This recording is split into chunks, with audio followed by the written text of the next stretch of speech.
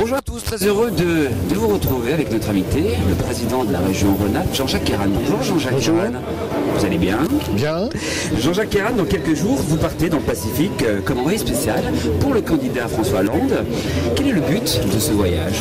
C'est marquer la campagne de François Hollande, donc aller en Nouvelle-Calédonie d'abord. Premier temps du voyage. La Nouvelle-Calédonie, c'est un territoire à 20 000 km d'ici, sur lequel je suis intervenu puisque j'étais ministre de l'Outre-mer du gouvernement Jospin entre 1997 et 2000. Nous avons à l'époque signé l'accord de Nouméa qui a permis de poursuivre la paix en Nouvelle-Calédonie et le développement. Et puis ensuite, via Auckland, je bascule sur la Polynésie, 2 jours seulement, rassurez-vous, ça ne sera pas le temps d'emmener un maillot de bain. Et retour après par Los Angeles, donc je fais le tour du monde en 8 jours. Et des réunions, évidemment, des meetings et des rencontres. Jean-Jacques Queyran, vous êtes convaincu que François Hollande est le futur président de la République française? Enfin, en tout cas, je l'espère. Convaincu, oui, mais attendez, les électeurs vont voter, il leur reste encore un peu de temps pour se déterminer. Une élection n'est jamais gagnée d'avance. Il y aura le premier tour, 22, et puis ensuite le deuxième tour, et lui est déterminant puisqu'il restera un face-à-face. On peut penser aujourd'hui Sarkozy-Hollande. François Hollande est une personne que vous connaissez bien. Oui. Évidemment que vous appréciez. Imaginez que vous vous dites non, je l'apprécie peu ou pas, ce serait formidable, mais c'est pas le cas. Enfin, ce serait formidable pour le buzz. Nous dirons bien. Donc, c'est personne que vous connaissez bien. Il est souvent décrit comme un homme politique solide, mais ennuyeux. Pourquoi? Non, mais je trouve que c'est au contraire. On dit souvent que François Hollande a beaucoup d'humour et qu'il a bridé son tempérament dans le cadre de cette élection parce qu'il avait envie que l'humour ne le déporte pas. Non, c'est un homme déterminé. Moi, je l'ai connu quand il était en train de s'implanter en Corrèze. Je me rappelle être parti avec lui un jour. On a pris le train à Paris. Moi, j'étais député, porte-parole du PS. Lui n'était rien encore. Et vous savez, aller en Corrèze à l'époque de Jacques Chirac, c'était pas simple. Maintenant, Jacques Chirac est converti, même lui, il reste à convertir Madame Chirac, mais je crois que là, c'est un cas désespéré. François Hollande président, Jean-Jacques Queyran ministre. Ça, vous allez. C'est une possibilité, non mais c'est une possibilité, ou même au-delà d'une possibilité, peut-être une envie. Je suis président de la région Rhône-Alpes. J'ai décidé de ne pas me représenter aux élections législatives parce que la région me suffit bien. Et vous savez, c'est la 2e région de France. Donc à partir de là, on a beaucoup de travail. Donc on verra quand il formera son gouvernement. Mais je pense qu'il aura aussi peut-être envie de faire appel à des jeunes. Moi, j'ai déjà été ministre. Alors, l'expérience contre la jeunesse. Compétences, ce qui voudrait dire que les vieux, il faut les mettre de côté. L'expérience contre la jeunesse, il y a beaucoup de mes collègues, vous savez, qui aspirent après 10 ans, 2002, c'est la fin du gouvernement Jospin, 2012, qui aspirerait à être ministre. Oui, mais vous êtes encore, pour un politique, vous êtes encore jeune. Du moins l'apparence que vous donnez est plutôt jeune. Si, je vais vous reposer ma question, puisque je n'ai pas eu ma réponse, Jean-Jacques Queyran. On vous propose d'être ministre, est-ce que vous acceptez? Ça dépend quel poste, ça dépend quelle fonction. Éventuellement, ce serait quel ministère qui vous plairait? Je le dis sans forfanterie, moi j'ai été ministre de l'Outre-mer, j'ai été ministre des relations avec le Parlement. Je ne me vois pas refaire le même job, parce que quand on l'a fait une fois, pas de raison de revenir. Après, s'il y a un grand ministère, pourquoi pas. Par exemple, le ministère de la Culture. Le ministère de la Culture, j'ai été pendant quelques mois ministre de l'Intérieur aussi. Ça vous plairait également de nouveau d'être ministre de l'Intérieur? Passer à temps plein et non pas par intérim. Pourquoi pas? C'est un message. Mais je ne fais pas aujourd'hui acte de candidature. Vous ne faites pas acte de candidature, mais si on vous proposait le ministère de la Culture ou le ministère de l'Intérieur, ce serait éventuellement lequel qui remporterait votre suffrage? J'ai toujours affiché une préférence pour la culture, c'est bien connu. Je disais que ça ne se passe pas comme ça, parce que la fois où j'ai été ministre, en 1997, j'étais à l'Assemblée nationale, prenant ma valise de député. Il n'y avait pas eu d'élection présidentielle à l'époque, c'était après législative. Et il y a un huissier qui vient me voir, les téléphones portables n'existaient pas au point où ils sont développés. On me dit, il y a le Premier ministre qui vous appelle. Je lui dis, où? Dans la cabine téléphonique. Et donc, voilà, la proposition se fait. Vous savez, c'est les listes qu'on défait pour les ministres, il y en aura encore beaucoup d'ici la mi-mai. Oui, mais de temps en temps, on peut faire aussi des appels du pied qui peuvent être entendus. En l'occurrence, Jean-Jacques Queyran, ministre de l'Intérieur, pourquoi pas? Pourquoi pas non plus. Pourquoi pas non plus. La politique, c'est sérieux ou ça devient de plus en plus, pour certains, un spectacle? La politique spectacle, c'est aussi une réalité. Dans cette campagne, il y a effectivement une dimension de spectacle qui se renforce incontestablement.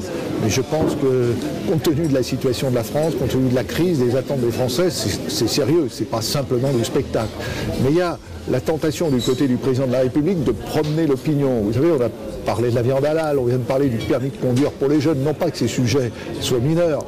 Quand même, aujourd'hui, la question fondamentale, c'est comment on trouve du boulot, comment on se fait soigner, comment on trouve un logement, plus que de savoir si on va manger de la viande halal ou si on pourra bien passer de son permis de conduire. Mais concernant la politique spectacle, c'est pas uniquement Nicolas Sarkozy qui en abuse ou qui en use. Je pense que c'est certainement la totalité des candidats de droite comme de gauche aujourd'hui. C'est la loi du genre. C'est un peu dommage. On est dans une élection présidentielle, on juge des personnalités. Je crois qu'il y a une partie de personnalisation qui est incontestable, mais en même temps, on n'échappe pas à un certain nombre de débats sérieux. Je regrette que, par exemple, on n'ait pas assez parlé de santé, droit à la santé, comment se faire soigner dans ce pays pendant cette campagne électorale. Sarkozy est très fort, non pas simplement pour le spectacle, mais pour le zapping. On saute sans arrêt d'un sujet à un autre, comme ça, on n'approfondit rien et on est toujours dans le superficiel. C'est sa grande force. Il faut contrecarrer. Il y a aussi ce besoin de faire passer des messages de droite comme de gauche pour essayer de ratisser très très large. Et ils le font tous très bien. Même François Hollande le fait très très bien. Donc le zapping, c'est aussi quelque chose qui peut concerner d'autres candidats à l'élection présidentielle. Oui, le zapping. On va très très vite, on donne une information et on passe très vite à la suivante. On a attendu très longtemps le programme de Sarkozy. Il l'a donné 15 jours avant. Il n'y a pas grand chose dedans. Tous les observateurs le disent. Non, simplement, sa politique, c'est de saturer les médias. Et les médias courent moins derrière Sarkozy qu'ils l'ont fait une certaine période, mais c'est sa volonté. Je trouve que Hollande est bien parce qu'il refuse de répondre du tac au tac. Vous êtes un homme d'expérience, Jacques Guérin. Pensez-vous également que de plus en plus, un homme politique devient un produit? Non, je ne dirais pas ça. En tout cas, pas au niveau local, parce que les gens vous jugent. Au niveau national. Au niveau national, oui, non, en même temps, parce que les citoyens vous jugent sur ce que vous avez fait et pas fait. En tout cas, nous verrons le résultat. Mais Sarkozy, c'est un mauvais produit de lancement, parce qu'après son élection, aller au Fouquet's, aller sur le yacht de Bolloré, on aurait pu imaginer une campagne de com différente. Et vous savez qu'à cette époque-là aussi, Nicolas Sarkozy passait un cap difficile concernant sa relation personnelle avec son épouse du moment. Donc il n'était peut-être pas non plus l'homme qu'il est devenu aujourd'hui. Oui, mais il serait allé à l'abbaye de Sénanque se ressourcer. Je pense que les Français auraient beaucoup mieux aimé qu'il soit sur le yacht de Bolloré. C'est une erreur de com. Oui, mais il était dans la souffrance. Et vous savez, quand vous souffrez, quand vous êtes amoureux et que vous sentez que la personne que vous aimez part petit à petit, vous n'êtes plus le même homme. Oui, ça c'était un peu la vision gala de Nicolas Sarkozy. Alors justement, quand je parlais des hommes politiques comme des produits, je pourrais dire aussi, et de plus en plus, des hommes politiques traités comme des people. Oui, de plus en plus. C'est quelque chose qui vous choque, c'est quelque chose... Ça dépend de ce que fait l'homme politique. Au fond, Sarkozy a bien aimé le faire.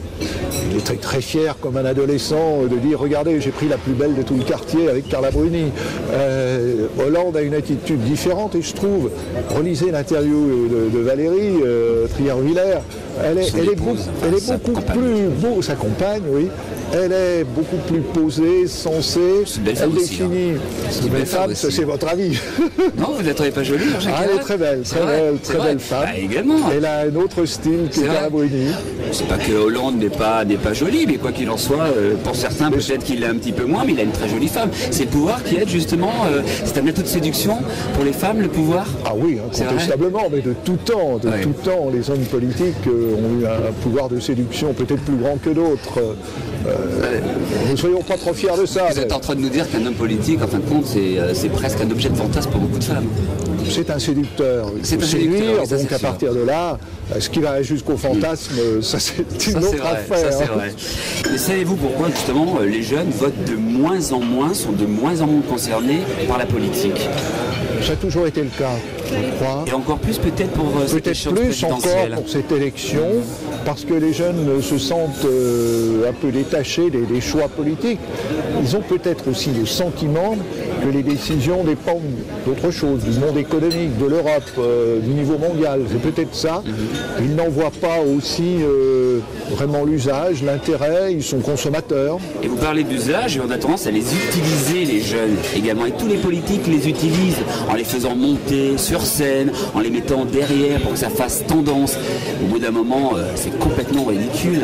On a quand même conscience. Oui, mais ils en ont conscience qu'ils sont limite ridicules. Mais je pense que les jeunes, ils ont leur place dans cette campagne. Et on a aussi beaucoup entendu des jeunes s'exprimer vis-à-vis des candidats, faire part de leurs doutes, de leurs déceptions. Vous savez, les jeunes, ils sont le produit d'une civilisation, d'une tendance. À un moment donné, la dérision est quand même aujourd'hui une arme très présente dans les médias. La dérision de type Canal+, qui s'est diffusée. Donc les jeunes utilisent ça. Mais ça, c'est superficiel. Il y a le plus profond derrière. Quel était votre rêve que vous faisiez lorsque vous aviez justement entre 18 et 24 ans?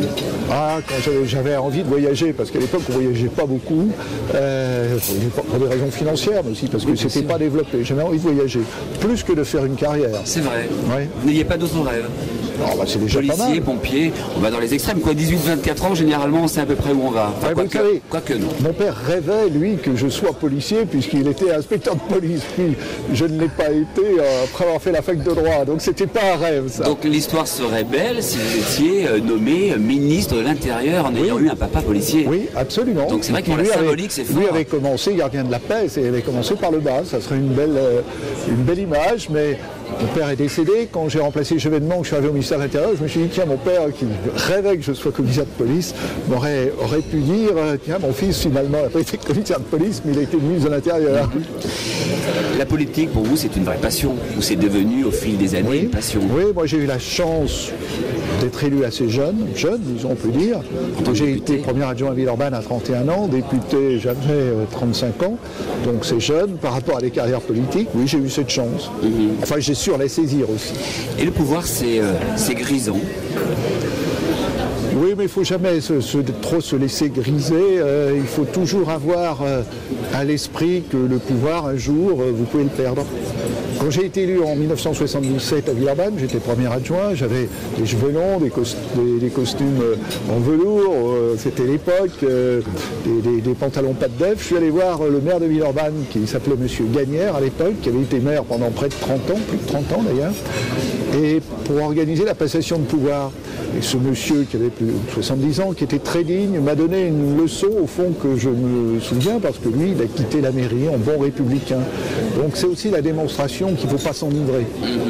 Mais c'est vrai que c'est grisant. C'est grisant, mais il ne faut pas s'enivrer. Et c'est même on peut le dire, le pouvoir c'est même une drogue. Oui, surtout gagner les élections. Gagner les élections, ça s'appelait.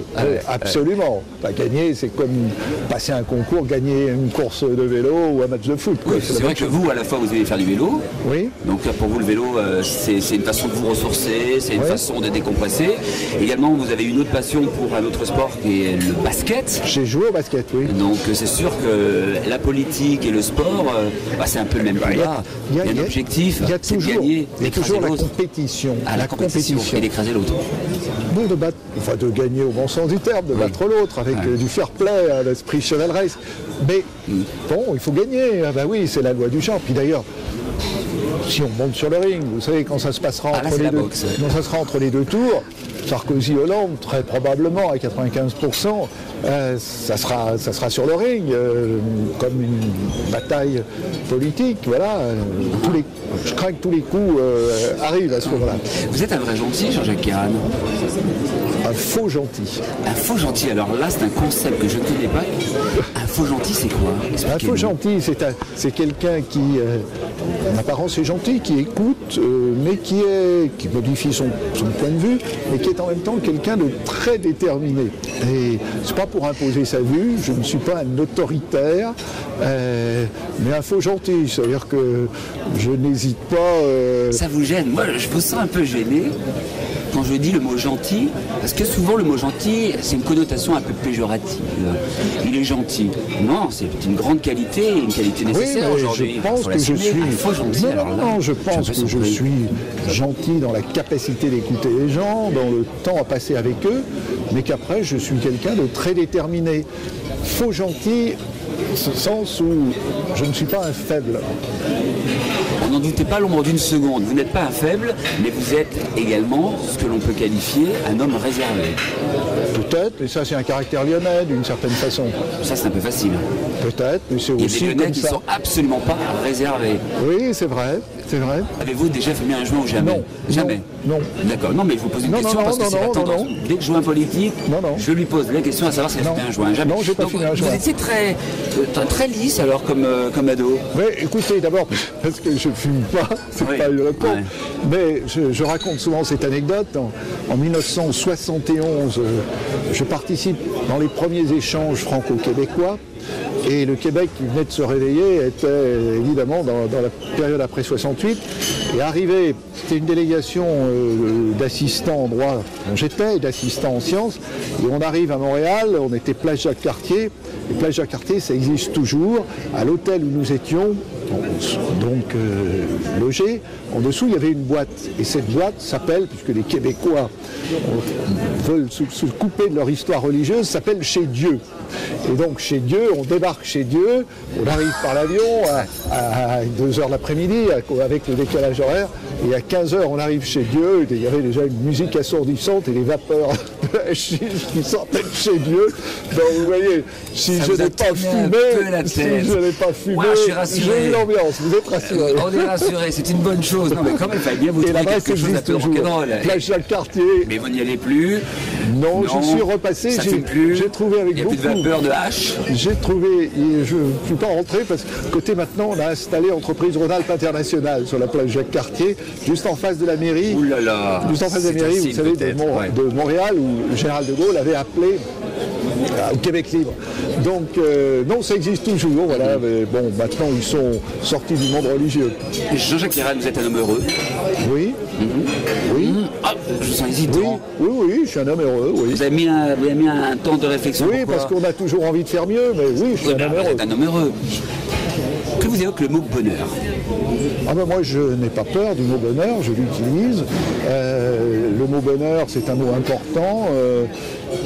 Il y a un écrivain, un sociologue qui vient d'écrire sur la France, un ouvrage très intéressant, et il a cette formule pour les Français, bonheur privé, malheur public. C'est-à-dire qu'ils ont leur bonheur privé, les Français se construisent leur propre univers de bonheur dans leur vie personnelle, avec les copains, les réseaux d'amis, et que par contre il y a une forme de malheur public, une malédiction publique qui pèse sur... alors moi j'aimerais bien sur l'action publique, sur les politiques, peu importe, pas les personnes, mais les décisions à prendre, moi j'aimerais bien que le bonheur privé soit aussi un bonheur public. Et justement, je vais vous reposer cette question, mais elle s'adresse directement à vous. Le bonheur, ça vous évoque quoi? Mais en tant qu'homme, et non pas en tant qu'homme public. Ah ben, ça m'évoque des instants, des moments où on a le sentiment d'être bien avec des proches, avec des amis, dans une nature, mais pas obligatoirement à la campagne. Et moi, j'ai le bonheur des villes aussi. Le mot bonheur, on l'a perdu. Vous savez, j'ai fait de l'histoire de l'art et la peinture impressionniste, ça donne une image d'un bonheur qui, regardez Monet, regardez Degas, Renoir, on a le sentiment d'un bonheur qui s'est enfui, qui a disparu, qui n'est plus dans nos vies quotidiennes. Donc moi je suis, j'aime beaucoup, pour prendre des peintres comme Matisse, qui sont les peintres du bonheur, pas les peintres tourmentés. Et vous courez après le bonheur, ou votre bonheur, ou celui des autres? Le mien, j'ai beaucoup de chance de bonheur. Celui des autres, j'espère leur en donner un peu. Et quand ça arrive, quand je rencontre un étudiant que j'ai eu il y a quelques années, qui vient me voir et qui me dit « Ah, c'est grâce à vous que j'ai fait ça », ah, je suis très heureux, je trouve que ça c'est une magnifique leçon, c'est grâce à vous que j'ai pris cette voie pour aller dans la vie. Voilà, à travers le bonheur que vous donnez aux autres, vous vous sentez utile. Oui. Et eux vous donnent du bonheur, et donc là ça donne un sens à votre vie. Un homme public comme je suis, s'il n'a pas cette volonté de donner du bonheur ou de donner des chances du bonheur, parce qu'on ne donne pas le bonheur, hein. Il faut finir avec ces régimes qui voulaient faire, vous savez, comme en Union soviétique, où on voyait l'ouvrier, et puis à côté la paysanne, l'ouvrier avec sa faucille et son marteau, et la paysanne qui était à côté, resplendissant de bonheur à l'époque stalinienne. Ça c'était un faux bonheur public. Non, il faut permettre aux gens d'avoir la chance d'accéder au bonheur. Et beaucoup de politiques, et en cette période d'élections importantes, ont tendance à nous vendre du bonheur, mais en fin de compte c'est du faux bonheur. Hein. Oui, mais c'est permettre aux gens de construire leur propre univers, leur propre bonheur. Et bien, ma toute dernière question, vous êtes prêt à y répondre. Si on vous proposait des pistes de l'intérieur, diriez-vous oui? Oui, bien sûr, bien sûr, ça ne se refuse pas. Merci Jean-Jacques Queyranne, portez-vous bien, soyez heureux. Merci. Également, merci d'avoir passé ce moment en notre compagnie. On se donne rendez-vous le mois prochain. Et n'oubliez pas, l'essentiel, vous aussi, d'être heureux. Merci beaucoup.